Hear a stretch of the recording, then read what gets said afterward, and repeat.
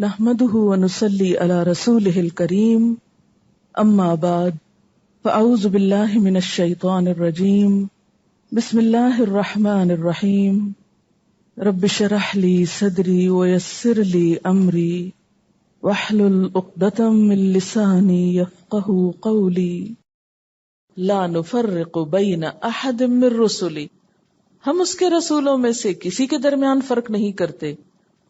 والذین یؤمنون بما انزل الیک وما انزل من قبلک، وہ لوگ جو ایمان لاتے ہیں ساتھ اس کے جو آپ کی طرف اتارا گیا اور جو آپ سے پہلے اتارا گیا. وسیع النظر، وسیع القلب، وسیع ذہن کے مالک، کھلے دل کے لوگ جن کو ماننے میں کچھ بھی مشکل نہیں. اچھا، رسولوں میں فرق کیسے ہوتا ہے؟ مثلا کسی کو اللہ کا رسول مانا جائے اور کسی کو مانا ہی نہ جائے، ایک تو یہ طریقہ ہوتا ہے.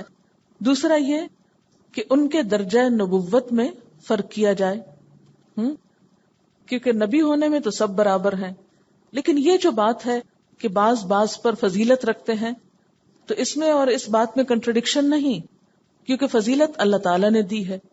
ان کے اعمال اور ادوار کے اعتبار سے ان میں فضیلت تو ہے، لیکن ایمان لانے کے اعتبار سے کسی میں بھی کوئی فرق نہیں، کیونکہ پیچھے آپ پڑھ چکے نا، تلک الرسل فضلنا بعضهم علی بعض. اور پھر بین احد، احد تو ہوتا ہے ایک، تو بین احد کیا ہو گیا؟ بین کا کیا مطلب ہوتا ہے؟ درمیان. تو درمیان تو دو چیزوں کے ہوتا ہے، ایک کا کیا مطلب ہوا؟ بات یہ ہے کہ احد کا لفظ سنگولر بھی ہے پلورل بھی، اس کی جمع نہیں ہوتی. اگر جمع یوز کرنا ہے تو احد ہی یوز کرنا پڑے گا. یہ زبان کا ایک چھوٹا سا اسلوب ہے. اب دیکھیں نا، مثلا یہ ایک ہے، تو میں اگر یہ کہوں بین احد، ایک کے درمیان، تو ایک کا درمیان کون سا ہے کوئی؟ سو اس کو سامنے رکھ کے دیکھیں نا، بین احد، ایک کے درمیان. اچھا، پھر ایک کا جمع کیوں نہیں؟ اس لیے کہ ایکوں تو نہیں ہوتا نا. لیکن اگر جمع بھی یوز کرنا ہو تو اس کے لیے بھی احد، عربی میں یہ گنجائش ہے کہ احد کے اندر جمع بھی ہے، یعنی سارے پیغمبروں میں سے کسی ایک کو بھی الگ نہیں کرتے، کیونکہ وہ ایک اصل میں نبی صلی اللہ علیہ وسلم ہیں جن کو یہ لوگ الگ کر دیتے ہیں. لیکن اہل ایمان الگ نہیں کرتے، وہ ان کو بھی مانتے ہیں. وقالو، اور ماننے کے بعد کیا طرز عمل ہوتا ہے؟ سمعنا، ہم نے سن لیا. ذالک الکتاب، سن لی، اور اب ہم کیا کریں گے؟ وَأَطَعْنَا، اور ہم اطاعت کریں گے. لیکن اطاعت اتنا آسان کام نہیں ہے، چلتے وقت انسان پھسلتا ضرور ہے. آپ جتنا مرضی نیت اور ارادہ رکھیں، لیکن جو بھی چلے گا وہ گرے گا ضرور. یا تو آپ بیٹھے رہیں، لیکن یہ تو ممکن نہیں. جب آپ نے قرآن پڑھ لیا تو چین سے تھوڑی بیٹھ سکتے ہیں کہ بیٹھ سکتے ہیں. اگر کوئی واقعی سچے دل سے، کھلی آنکھوں سے، بغیر تعصب کے اس کتاب کو پڑھتا ہے تو پھر وہ بیٹھ نہیں سکتا. وہ ڈل اور نل ہو کے نہیں زندگی گزار سکتا، وہ بے مقصد اور بے معنی زندگی نہیں گزار سکتا، وہ ادھر ادھر مارا نہیں پھر سکتا، وہ اپنے آپ کو ضائع نہیں کر سکتا، وہ کچھ نہ کچھ ضرور کرتا ہے.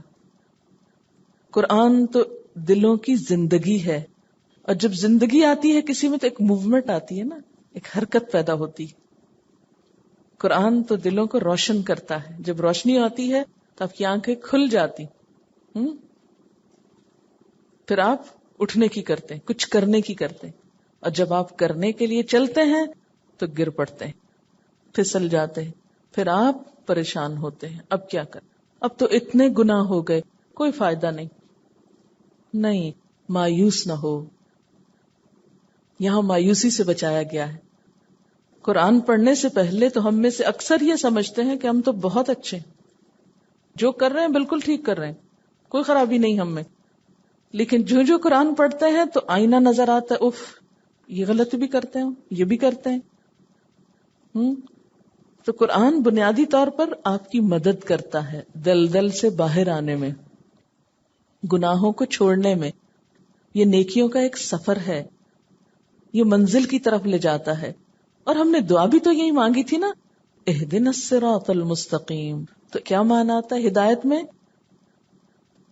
رستہ دکھانا، پھر چلانا، پھر منزل تک پہنچانا، کہ اللہ ہم کو منزل تک پہنچا. اس کے لیے پھر حل کیا ہے؟ جب گر پڑے تو حل کیا ہے؟ گرے رہیں، پھسل جائیں تو پھسلے رہیں، غلطیاں ہو جائیں تو کرتے رہیں، مایوس ہو جائیں اور بگڑ جائیں نہیں، معافی مانگ لیں.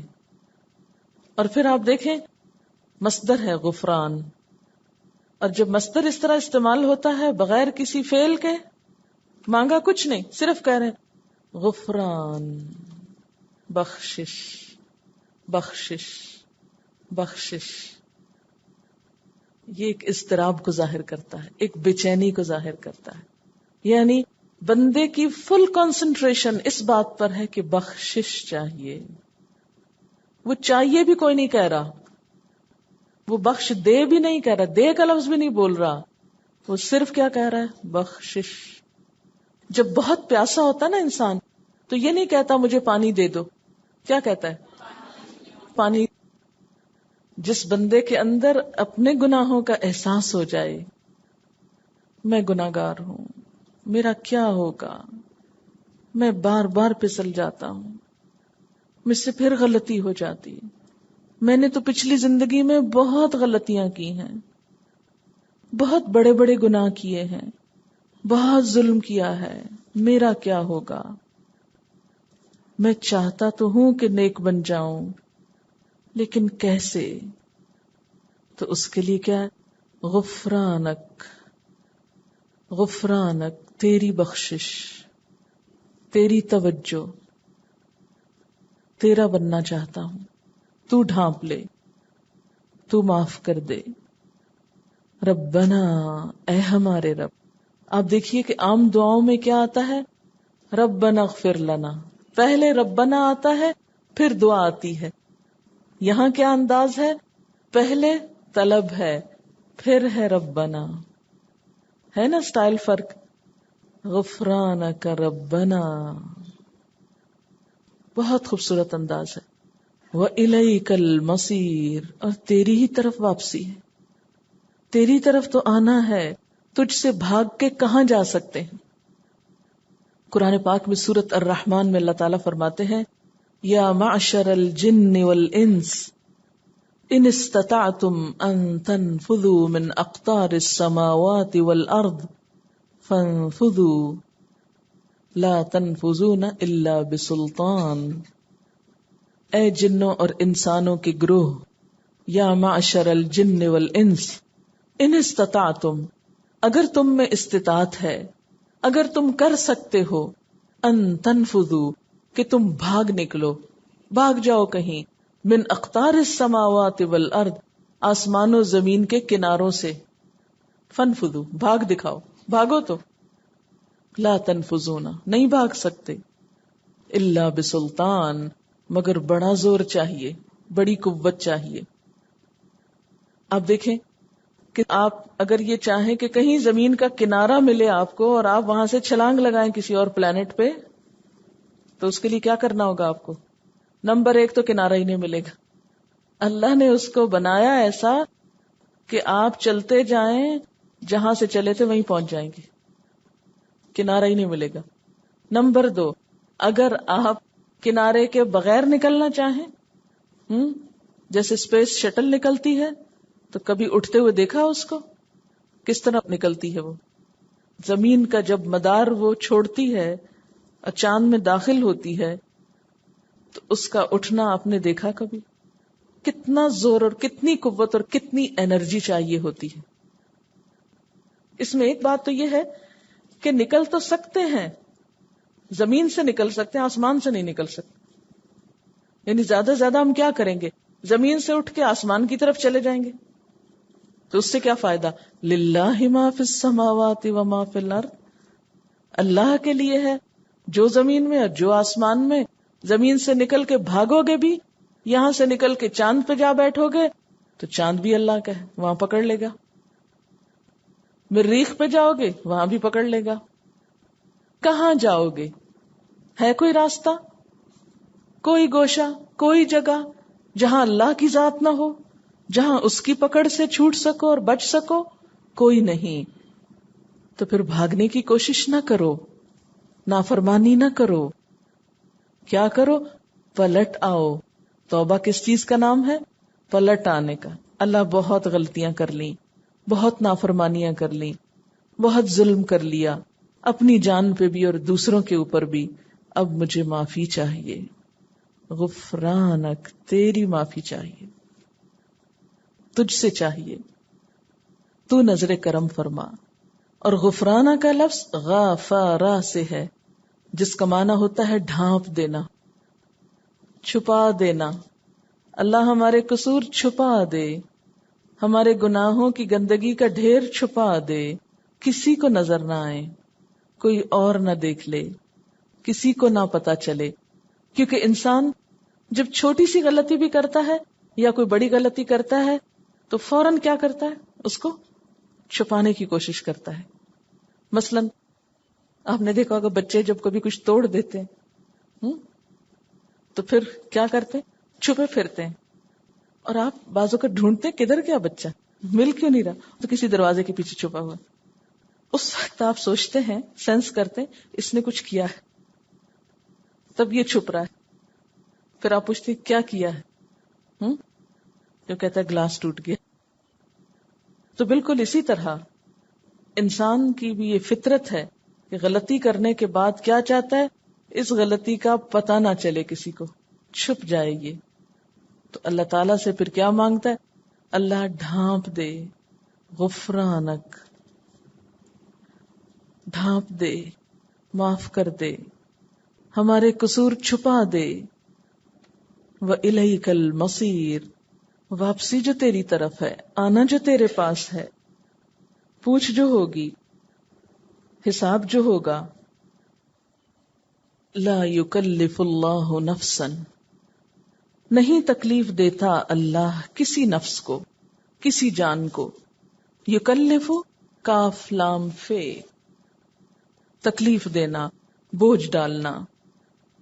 اللہ کسی جان پہ بوجھ نہیں ڈالتا، الا مگر، وسعہا، اس کی وسعت کے مطابق. واو سین عین، وسع، وسعت. قوت، علم، عقل، مال، وقت، زندگی اور دیگر تمام صلاحیتیں وسعت کہلاتی ہیں. یعنی انسان کو جو کچھ ملا ہے یہ سب انسان کے لیے ایک وسعت ہے، یعنی کہاں تک انسان جا سکتا ہے. دیکھیں نا، قوت کی بھی ایک لمٹ ہوتی ہے، اس سے آگے آپ کے پاس طاقت نہیں. علم کی بھی ایک لمٹ ہے، اسی طرح عقل کی، آپ کی انٹیلیجنس کی، مال کی، وقت کی، زندگی کی، ہر چیز کی ایک لمٹ ہے نا. ایک حد سے زیادہ آگے جا کے ختم ہو جاتا ہے. تو ہر شخص کو جتنی قوت، علم، عقل، مال وغیرہ ملا ہے وہ کیا ہے دراصل؟ اس کی وسعت. تو ہر انسان کو اتنی ہی تکلیف دی جائے گی، اتنا ہی اس سے پوچھا جائے گا یا اس پر اتنی ہی ذمہ داری ڈالی جائے گی جتنی اس کے پاس طاقت ہے. مثلا ایک شخص کھڑے ہو کے نماز نہیں پڑھ سکتا تو اس سے حساب نہیں ہوگا. اس کا حساب کس میں ہوگا کہ بیٹھ کے پڑھی تھی کہ نہیں. ایک شخص جانتا ہی نہیں، پتہ ہی نہیں اس کو، اور اس لیے نہیں پتا کہ اس کو پتا کرنے کا موقع ہی نہیں ملا، کیونکہ ہم نے اس کا غلط معنی لیا نا کہ پتہ ہی نہیں کرتے. یہ نہیں اس کا معنی، یعنی اس کو موقع ہی نہیں ملا کہ پتا کرے، اس کے پاس علم ہی نہیں. وہ پیدا ہوا کہیں افریقہ کے گھنے جنگلوں میں جہاں دن کو سورج کی روشنی بھی نہیں آتی تھی. کہاں اس کے پاس کتابیں اور اسکول اور علم کی روشنی جو آپ کے پاس ہے. تو اب اس کا حساب اور آپ کا برابر تھوڑی ہوگا. آپ کو تو اتنی فیسلٹیز ملی، اتنے چانسز ملے، تو اس کا حساب اس کی وسعت کے مطابق کہ اس کو کیا ملا، اس کے پاس کیا پہنچا. پھر اسی طرح عقل، ایک شخص بہت سمجھدار ہے اور ایک شخص دیوانہ ہے، اب دونوں کا حساب برابر تھوڑی ہوگا. ایک شخص مجنون ہے، پاگل ہے، اب اس کا حساب تو نہیں ہوگا. لیکن ایک شخص ذہین ہے، سمجھدار ہے. کتنی سمجھ کی لمٹ ہے یہ اللہ جانتا ہے، اتنی ہی سمجھ کے مطابق اس کا حساب ہوگا. جتنی اس کی وسعت ہے. کسی کو اگر مثلاً اگر عقل کو تولا جا سکتا ہوتا تو مثلاً کسی کو اگر ایک چھٹانک عقل ملی ہے تو اس کا حساب ایک چھٹانک کے اندر ہے، اور کسی کو 1 کلو ملی ہے تو وہ اس کے مطابق پوچھا اور جانچا جائے گا. پھر اسی طرح مال، کوئی فقیر ہے کسی کٹیا میں رہتا ہے، اس سے تو نہیں پوچھا جائے گا زکوٰۃ کیوں نہیں دی، اور ایک شخص ملینئر ہے اس کا حساب اور طرح ہوگا. اسی طرح وقت، ایک شخص بہت مصروف ہے اور مصروفیت بھی کسی جائز کام میں ہے، اس کا حساب اور طرح ہے. اور ایک شخص جس کے پاس بہت فارغ وقت ہے، وہ ایسے ہی بےہودہ ادھر ادھر گھومتا پھر رہا ہے، کبھی اس کو پریشان کر کبھی کچھ کر، اس کے پاس کوئی زندگی کا مقصد نہیں، کوئی ٹارگٹ نہیں، اس کی پوچھ اور طرح ہوگی کہ اللہ نے یہ سب کچھ کس لیے دیا تھا؟ بیکار گھومنے پھرنے کو؟ ہاں. تو وقت بھی کس کے پاس کتنا ہے. زندگی کے مختلف اوقات میں مختلف وقت ہوتے ہیں. مثلا آپ میں سے جو بچیاں ہیں ان کے پاس وقت زیادہ ہوتا ہے مثلا پڑھنے کے لیے، اس لیے ان کی پوچھ بھی اور طرح ہونی چاہیے.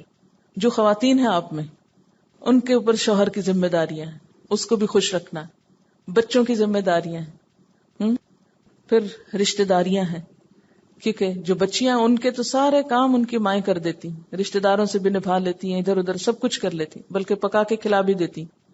آپ میں سے جو شادی شدہ خواتین ہیں ان کو تو جا کے پکانا بھی ہے، کھلانا بھی ہے، اگر پکا ہوا بھی ہو تو اس کو دیکھنا ہے کہ سب کو کس طرح دیا جائے یا کس طرح مینج کیا جائے.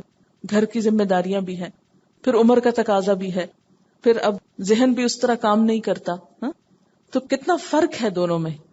اب دونوں کے ساتھ ایک جیسا معاملہ تو نہیں ہو سکتا. تو ہر انسان کے ساتھ وہی معاملہ ہوگا جس کی اس میں استطاعت ہے.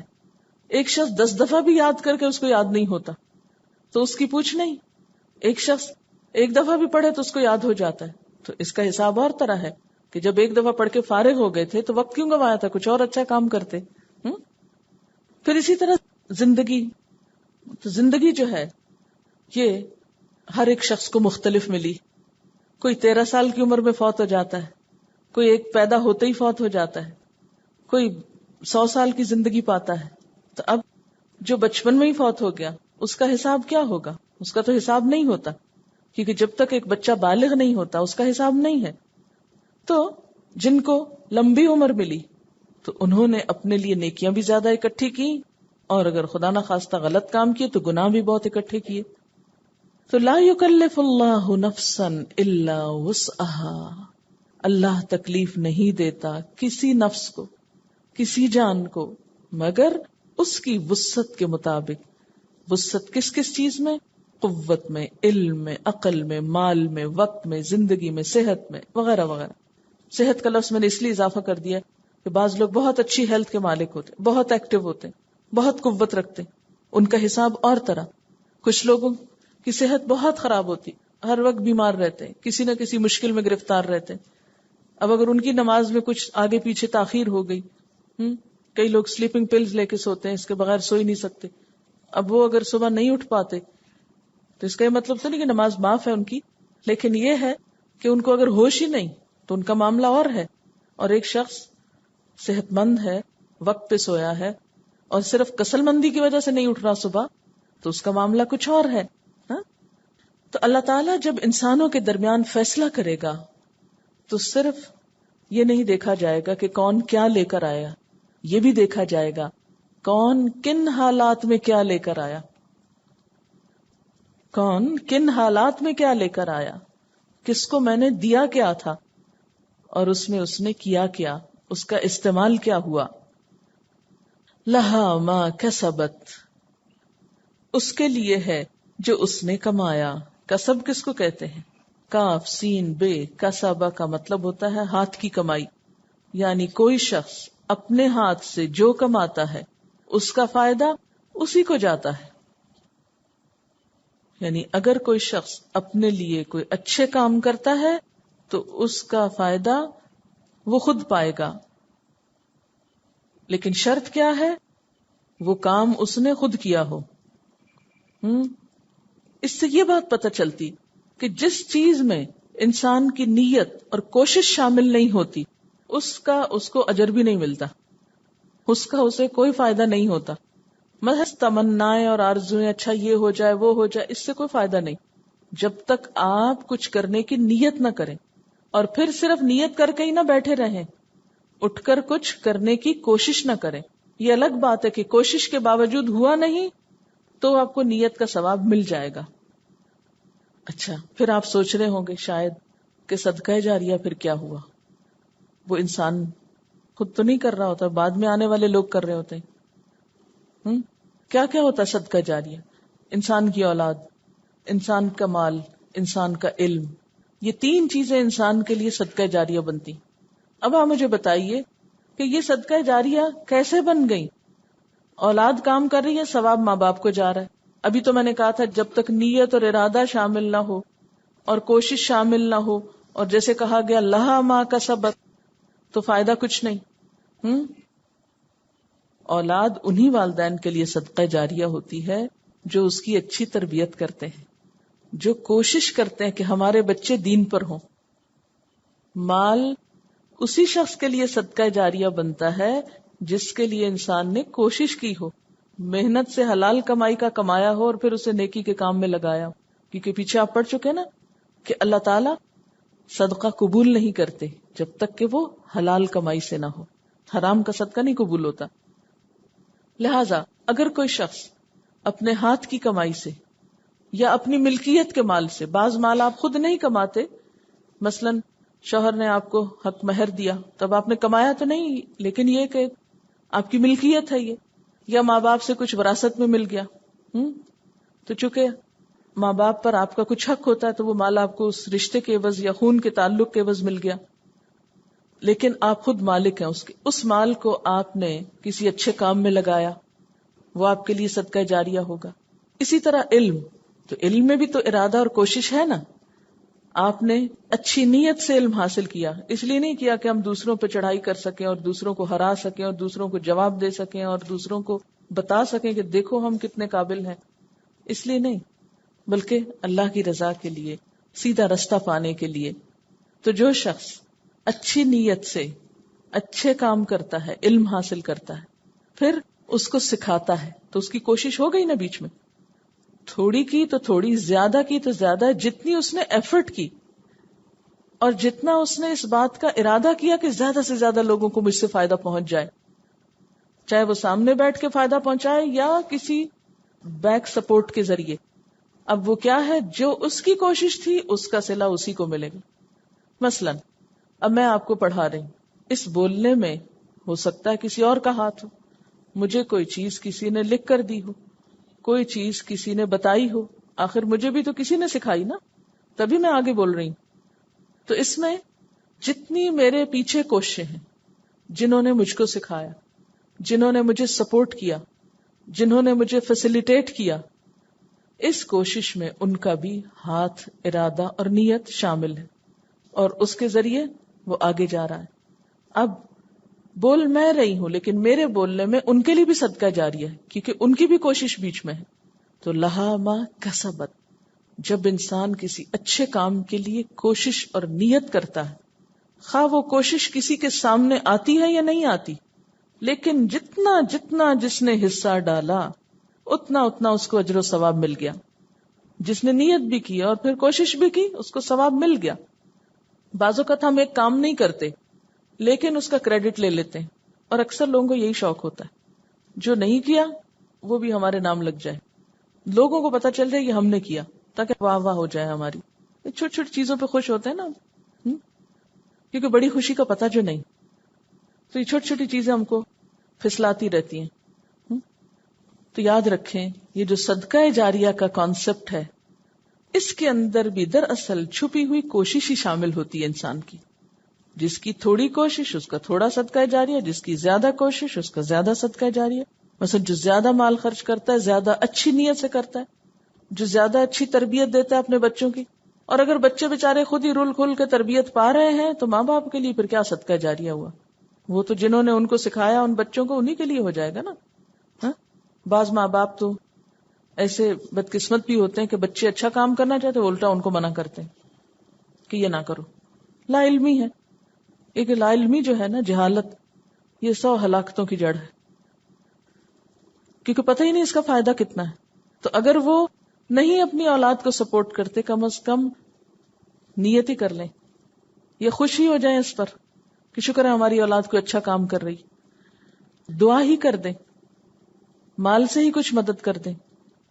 اگر خود کچھ بھی نہیں کیا آپ نے، مثلا کچھ ماں باپ خود نہیں پڑھ پاتے، اب ان کا شوق کیا ہوتا ہے ہماری اولاد پڑھ جائے، اس کے لیے وہ دن رات محنت کرتے ہیں، ان کو سکھاتے ہیں، بتاتے ہیں، مال ان پہ خرچ کرتے ہیں. تو اب ان کے اپنی اندر جو کمی رہ گئی وہ کس میں جا پوری ہوئی؟ اولاد میں پوری ہوئی. اسی طرح بعض ماں باپ خود تو نیک ہوتے ہیں، اولاد کو کچھ نہیں بتاتے، اولاد سخت غلط کام کرتی، قیامت کے دن کیا ہوگا؟ ایسے لوگ بسا اوقات بدترین حالت میں آئیں گے اور بتایا جائے گا ان کے بچے ان کی ساری نیکیاں کھا گئے، کیونکہ انہوں نے ایسے ایسے کام کیے کہ جو ماں باپ کے لیے الٹا کیا بن گئے؟ مصیبت کا سبب بن گئے. اور وہ کیوں؟ ان کی غفلت اور کوتاہی سے. تو ہمیں دنیا میں اپنے بچوں کے لیے دعا بھی کرنی چاہیے، کوشش بھی کرنی چاہیے. علم کے لیے دعا بھی کرنی چاہیے. کون سی دعا ہے علم کی؟ رب زدنی علما. اور کوشش بھی کرنی چاہیے. یہ دعا پڑھ کے اگر آپ سویرے گھر پہ ہی بستر پہ دوبارہ سو جائیں. اسی طرح مال ہے لیکن خیر کے راستے میں نہیں خرچ کرنے کو دل چاہتا، ہمارے خرچ کیے بغیر اگر نیکی کا کام آگے سے آگے بڑھ رہا ہے تو ہمارا ایسا کچھ نہیں، چاہے ہم کتنی خوش ہوتے رہے اس کو دیکھ دیکھ کے، جب تک ہمارے پیسے اس میں نہیں پڑیں گے. تو اس لیے لہا ما کسبت، لہا ہر شخص کو کیا ملے گا، یعنی اللہ بوجھ تو نہیں ڈالے گا، وہ تو نہیں پوچھے گا جو ہمارے بس میں نہیں. دیکھیں نا، بسا اوقات ہم چاہتے ہیں ہماری اولاد نیک ہو، ہم کوشش بھی کرتے ہیں، وہ نہیں ہوتی. بعض اوقات ہم مال اللہ کے راستے میں خرچ کرنا چاہتے ہیں مگر ہماری ضرورتیں اپنی نہیں پوری ہوتی. بعض اوقات ہم کسی کو سکھانا چاہتے ہیں، ہمیں موقع ہی نہیں ملتا، کوئی سیکھنے کو تیار ہی نہیں ہوتا. ہاں، ایسا بھی تو ہوتا ہے. اب اس میں ہماری تو پوری تمنا اور کوشش، لیکن کوئی آگے چانس ہی نہیں مل رہا تو اللہ نہیں پوچھے گا. لا یکلف اللہ نفسا الا وسعها. جو ہمارے پاس تھا ہم نے لگا دیا، ہم نے محنت کر لی، ہم نے تڑپ لیا، ہم نے دعائیں بھی کر لی، لیکن کوئی ترقی نہیں ہوئی، کوئی کامیابی نہیں ہوئی، نہ علم میں، نہ مال میں، نہ اولاد میں. تو کل قیامت کے دن اللہ تعالیٰ ایسے شخص کو پکڑ کے سزا دے گا کہ تم نے مال کیوں نہیں خرچ کیا، یا تم نے اولاد کو کیوں نہیں سدھارا، یا تم نے اور کوئی خیر کا کام کیوں نہیں کیا. نہیں، اس لیے کہ ہم نے تو چاہا تھا لیکن ہو نہ سکا. اب بعض اوقات کیا ہوتا ہے، پچھلی زندگی میں کوئی کمی کوتاہی ہو جاتی ہے. دیکھیں نا، اب مثلاً آپ اس ایج میں آ کے آپ کو دین کی سمجھ ہوئی، جب آپ جوان تھے اور آپ کے بچے چھوٹے تھے، آپ کے ہاتھ میں تھے، آپ کو سمجھ نہیں تھی.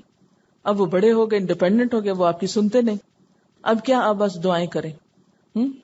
جو وقت گزر گیا اس کے لیے کیا ہے؟ غفرانک. اب ہم نے سنا ہے، اب ہم مانیں گے.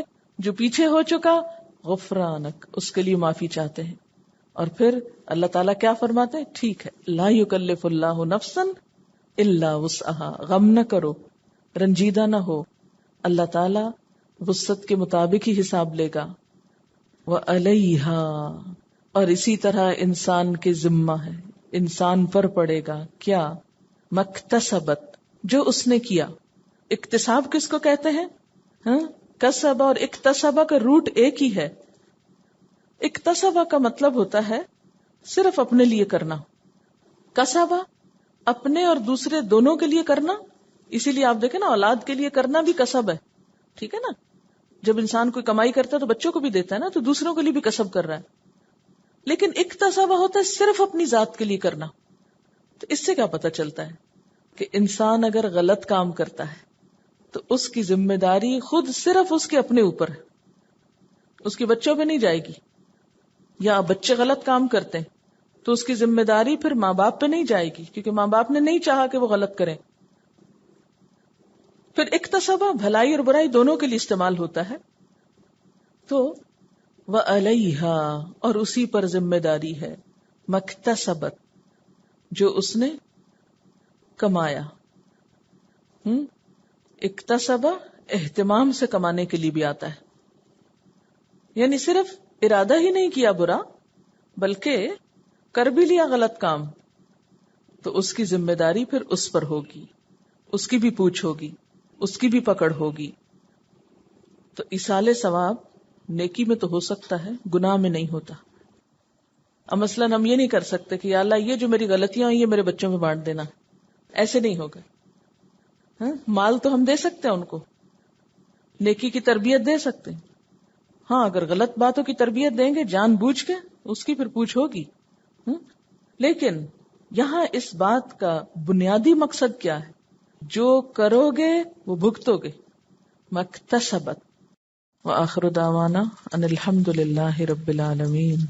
سبحانک اللہم وبحمدک نشہد ان لا الہ الا انت نستغفرک ونتوب الیک.